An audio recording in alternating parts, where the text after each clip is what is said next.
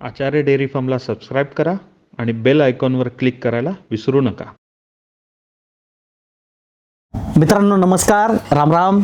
सगळ्यांचं आचार्य डेअरी फार्ममध्ये स्वागत आणि आचार्य डेअरी फार्म आपल्या यूट्यूबच्या चॅनलवर सुद्धा स्वागत. मित्रांनो, व्हिडिओच्या माध्यमातून आपण आपल्या डेअरी क्षेत्रातील जाणवणाऱ्या पडणाऱ्या अशा विविध प्रश्नांवर चर्चा करत असतो, माहिती घेत असतो मित्रांनो. आणि त्याच्यावर कुठेतरी छोटा का होईना उपाय शोधण्याचा आपण प्रयत्न करत असतो मित्रांनो. व्हिडिओ करण्यामागचं कारण एवढंच आहे मित्रांनो, आपल्या शेतकरी बंधू जो आहे तो आपल्या दुग्ध व्यवसायामध्ये आर्थिकदृष्ट्या सक्षम कसा होईल ह्याच्यावर आपण छोटासा प्रयत्न करतोय मित्रांनो. आणि तेच काम आचार्य डेअरी फार्म हे आज कमीत कमी गेली 12-13 वर्ष हे काम करते. ते ट्रेनिंगच्या माध्यमातून असेल किंवा येणाऱ्या व्हिजिटर आपले सगळे महाराष्ट्र असेल, आंध्र असेल, तेलंगणा, कर्नाटक, गोवा 5-5 राज्यातून शेतकरी आपल्या आचार्य डेअरी फार्मला भेट द्यायला येतात. ह्या भेटीतून त्यांच्याशी चर्चेतून पण सुद्धा आपण काहीतरी आपल्या डेअरी व्यवसायामध्ये कुठेतरी थोड्या प्रमाणात एक खारीचा वाटा म्हणून आपला व्यवसाय प्रगती कशी करता येईल ह्याच्यावर आपण चर्चा नेहमी करत असतो मित्रांनो. म्हणून आपल्या सगळ्या फोनच्या माध्यमातून आपले असंख्य शेकडो मेसेजेस आम्हाला मिळतात आणि आपलं भरभरून प्रेम आणि भरभरून प्रतिसाद जो मिळतोय, प्रोत्साहन आम्हाला जे मिळतंय, त्याच्यातूनच मित्रांनो ही चर्चा विविध विषयांची आपण करत असतो.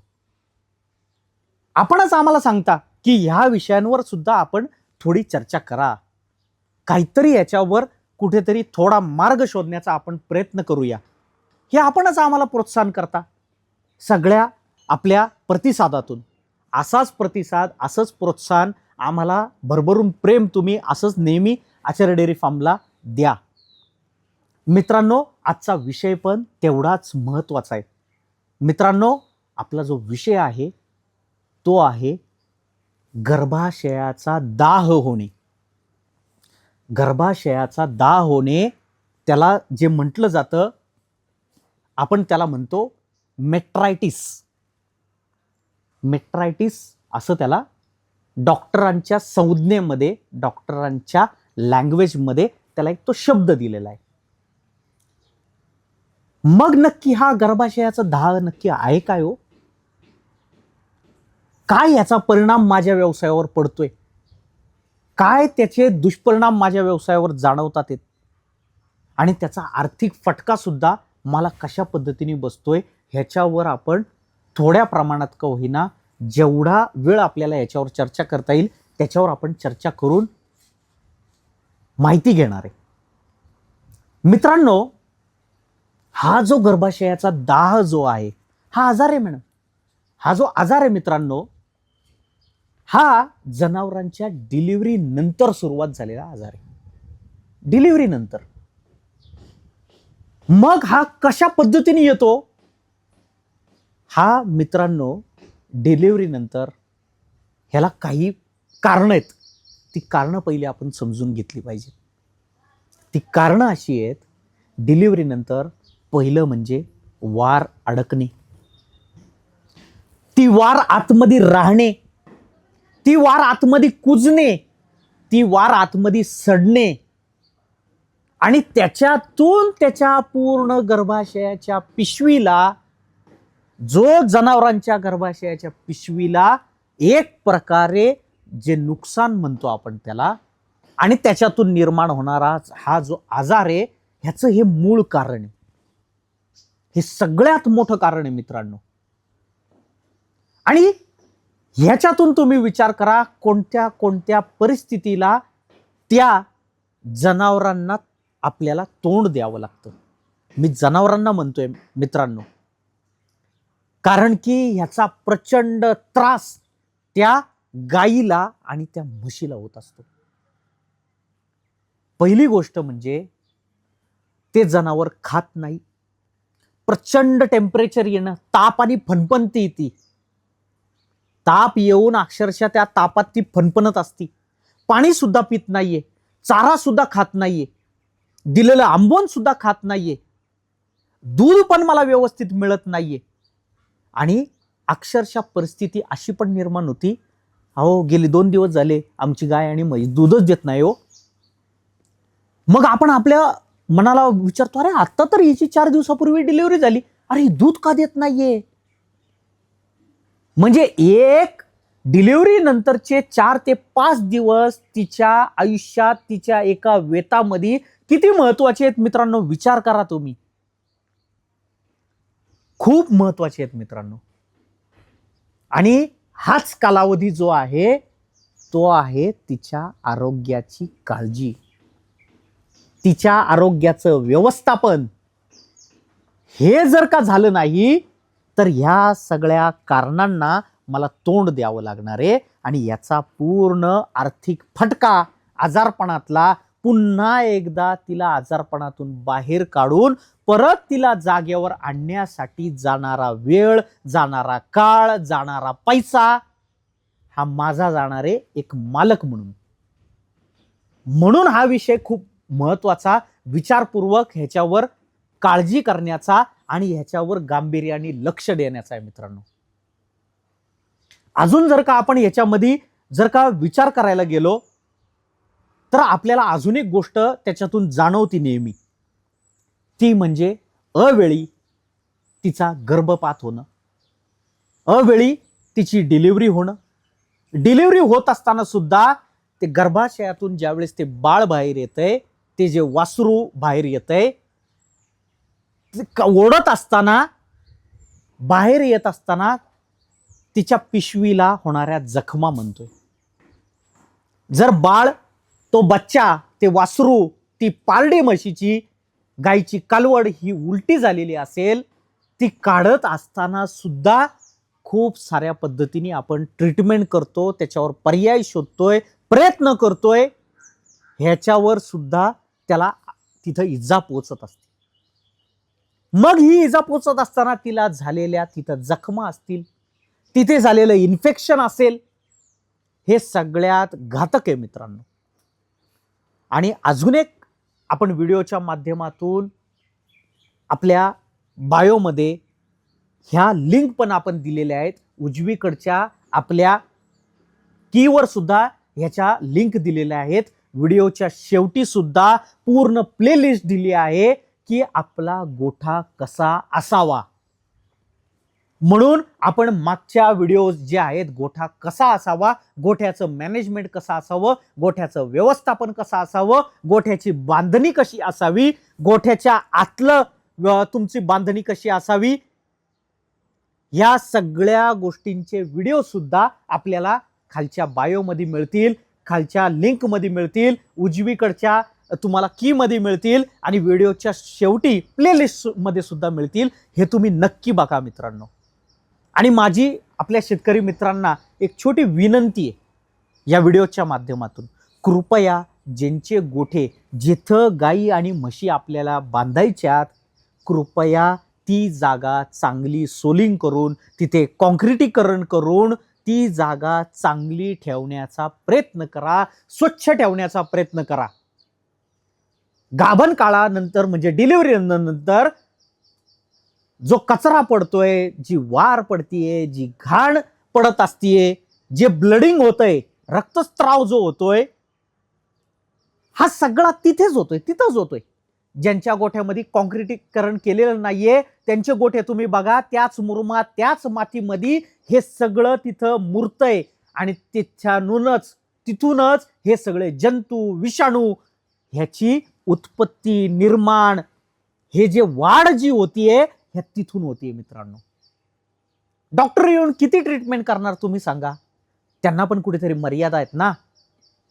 म्हणून आपण या व्हिडिओच्या माध्यमातून एक गोष्ट नेहमी चर्चा करत असतो, जसं आपलं जनावरांचं व्यवस्थापन आहे तसंच आपल्या गोठ्याचं सुद्धा व्यवस्थापन असणं अत्यंत गरजेचं आहे मित्रांनो. आपला गोठा नेहमी हा स्वच्छ असलाच पाहिजे. आपल्या गोठ्यामध्ये जेवढी घाण कमी,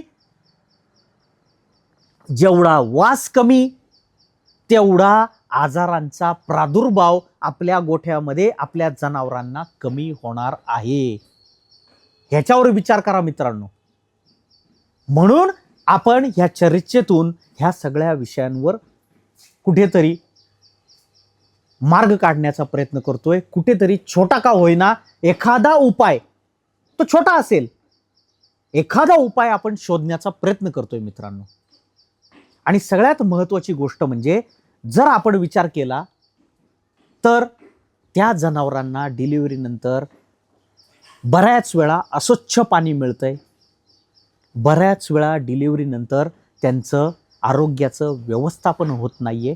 मी आरोग्याचं व्यवस्थापन याच्यासाठी म्हणतोय, ज्या पद्धतीने आपल्या कुटुंबामध्ये आपल्या मुलीची, आपल्या सुनेची डिलिव्हरी नंतर आपण कुटुंबामधले सगळे घटक जशी तिची सेवा करतोय, तिच्या बाळणपणामध्ये तिची सेवा करतोय, तशी सेवा आपण आपल्या गायीची म्हशीची करतोय का हो? मग विचार करा ही गोष्ट किती महत्वाची. ही जर का सेवा माझ्याकडून होत नसेल, तिला साधं मी प्यायला गरम पाणी देत नाहीये, तिला आंघोळीला मी गरम पाणी वापरत नाहीये, तिला कुठे शेक मिळत नाहीये, मग ही उणीवा कोणाच्या आहेत? ह्या छोट्या छोट्या उणीवा आहेत, ह्या मी भरून काढू शकतो का? अजून एक गोष्ट मित्रांनो, ह्याचं नुकसान आणि याचे परिणाम, त्या गाईला, त्या म्हशीला जसा ती तापाने फणफणत असती, ह्या कालावधीमध्ये, त्याच कालावधीमध्ये सगळ्यात महत्वाचं तिला रक्तस्त्राव सुद्धा तेवढाच होतोय मित्रांनो. तिला शरीरामध्ये प्रचंड विकनेस येतोय. मग मी तिला संतुलित थोड्या प्रमाणात आहार देऊ शकतो का? मी तिला चांगल्या पद्धतीचं, चांगल्या प्रतीचं कॅल्शियम देऊ शकतो का? मी चांगल्या प्रतीचं मिनरल्स तिला देऊ शकतो का? मी तिला आयर्न असतील, त्यानंतर मॅग्नेशियम असतील, त्यानंतर कॉपर असेल, त्यानंतर फॉस्फरस असेल, ह्याची जी झीज झालेली आहे, ही झीज तिच्या शरीराची भरून काढण्यासाठी मी माझ्या डॉक्टरांच्या सल्ल्याने काहीतरी पावलं उचलून तिच्या आरोग्यावर थोडा तरी काम करेल का हो? तिची काळजी घेण्याचा मी प्रयत्न करेल का? ह्या सुद्धा गोष्टींवर विचार करा मित्रांनो. याच सगळ्या गोष्टींची, या सगळ्या उणीवांची आपण जर का भर काढली भरून, तरच आपलं जनावर हे संतुलित असणारे, सुदृढ असणारे, निरोगी असणारे आणि सगळ्यात शेवटी जो आपल्या व्यवसायात आपल्याला आर्थिक फटका बसणारे चांगल्या प्रतीची जनावरं मित्रांनो, ह्याच्यामुळं खूप प्रमाणात आजारपणाला झुकलेली दिसतात, आजारपणाकडं वाहत गेलेली दिसतात. हे जे मोठं नुकसान आहे मित्रांनो त्या जनावराचं, याचा अर्थ एका चांगल्या प्रतीची गाय, चांगल्या प्रतीची म्हैस आपल्या हातातून चालली आहे मित्रांनो. मग आपणच आपल्या मनाला म्हणायचं किंवा आपल्या कुटुंबामध्ये आपण चर्चा करायची, अरे मागच्या वेळेला तरी हिने मला एवढं चांगलं दूध दिलं, गायीने 20-20, 22-22, 25-25 लिटर आम्हाला दूध दिलं, म्हशीने एवढं चांगलं 15-15, 18-18 लिटर दूध दिलं, पण हा एक आजार आला, ती गाय आणि ती म्हैस अक्षरशः त्या आजारपणामध्येच राहून गेलीये का काय, असा सुद्धा प्रश्न निर्माण होतो. ह्याच्यातून ती कधी बाहेर पडल ह्याच्यासाठी आपण झटायला लागतो. मग हे जे आर्थिक नुकसान आहे, हा जो आर्थिक फटका आहे, हा खूप मोठा आहे मित्रांनो. म्हणून आपण याच्यावर विचार करा. आणि सगळ्यात महत्वाचं म्हणजे आपण असे व्हिडिओ हे नेहमीच करतोय, करत राहणार आहे. सगळ्यात महत्वाचं म्हणजे आपण एवढा चांगला, प्रचंड सुंदर असा आम्हाला भरभरून प्रतिसाद देताय, तो सुद्धा खूप चांगला आम्हाला मिळतोय. पण या व्हिडिओच्या वेळेची एक मर्यादा आहे मित्रांनो. ती मर्यादा पण आपल्याला कधीतरी पाळावी लागते. मला पण ह्या विषयांवर तासनतास तुमच्याशी चर्चा करायला खूप आवडेल मित्रांनो, पण वेळेची मर्यादेमुळे आपलं जे ट्रेनिंग आहे मित्रांनो, ह्या ट्रेनिंगला तुम्ही नक्की या. सकाळी 9 वाजल्यापासून संध्याकाळी 6 वाजेपर्यंत 9-9, 10-10 तास आपण अशा शेकडो विषयांवर सविस्तर माहिती घेतोय. त्याच्यावर काय मार्ग काढायचा आहे, त्याच्यावर काय उपाय करायचे, ह्या सगळ्यांवर आपण माहिती घेत असतो मित्रांनो. ही माहिती, हे ट्रेनिंग याच्यासाठी आहे मित्रांनो, माझ्या व्यवसायामध्ये कुठे काही कमतरता राहते का, काही उणीवर राहता येते का, त्या मला जर का भरून काढता आल्या तर मला पुढच्या 1 वर्षाचं, पुढच्या 2 वर्षाचं, पुढच्या 3 वर्षाचं मला माझ्या व्यवसायाचं नियोजन करण्याचं काम आपण ह्या ट्रेनिंगच्या माध्यमातून करतोय. हे त्यासाठी आपलं ट्रेनिंग आहे मित्रांनो.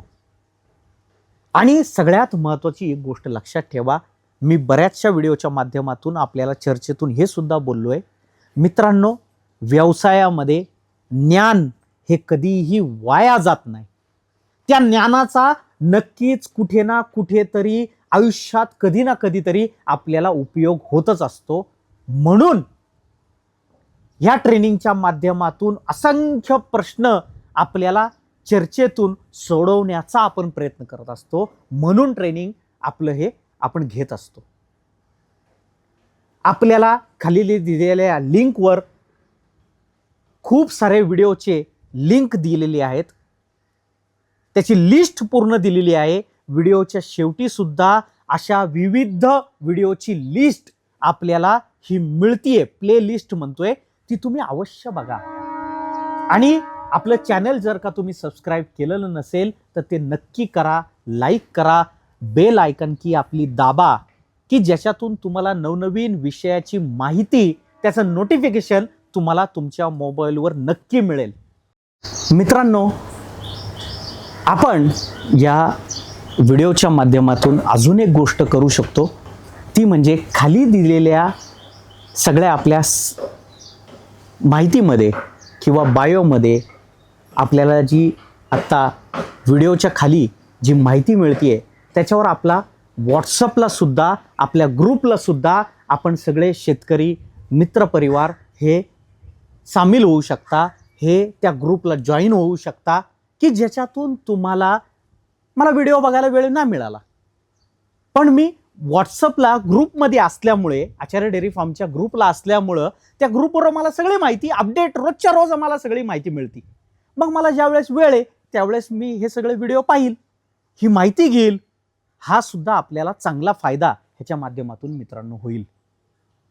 तर अजून एक सगळ्यात महत्त्वाची गोष्ट मला या व्हिडिओच्या माध्यमातून आपल्याला एक सांगायची आहे, ह्या चर्चेच्या माध्यमातून एक सांगायची आहे, की आपल्या गोठ्याचं व्यवस्थापन, जनावरांच्या आहाराचं, जनावरांच्या आरोग्याचं व्यवस्थापन करत असताना एक आपला जोडीदार आहे. मी जोडीदार म्हणेल त्याला मित्रांनो, मी जोडीदार ह्याच्यासाठी म्हणतो, तो जोडीदार आपल्याबरोबर भक्कमपणे उभा असतो.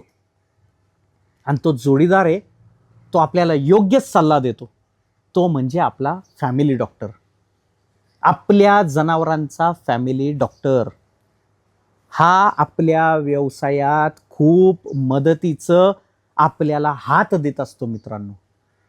म्हणून मी नेहमी सांगतो या व्हिडिओच्या माध्यमातून, आपल्या व्यवसायात आपल्या फॅमिली डॉक्टरचा सल्ला हा आपल्याला नेहमीच एक पाऊल यशाकडेच घेऊन जाणार आहे. म्हणून आपला फॅमिली डॉक्टर आपल्या बरोबर नेहमी पाहिजे.